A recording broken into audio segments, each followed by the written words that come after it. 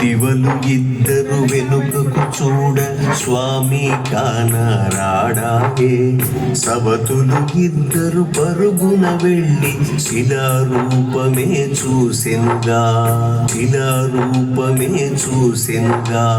చలనము లేని స్వామిని గాంచి పలుకే లేని పతిని చూసి పదముల చెంతని శిరమును వాల్చి గోడు గోడున విలపించెనుగా, గోడు గోడున విలపించెనుగా, గోడు గోడున విలపించెనుగా.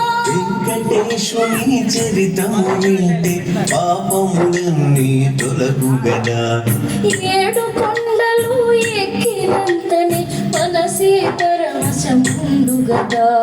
వెంకటేశ్వరుని చరితము వింటే పాపములన్నీ తొలగు గదా. ఏడు కొండలు ఎక్కినంతనే మనసే పరవశముందు గదా.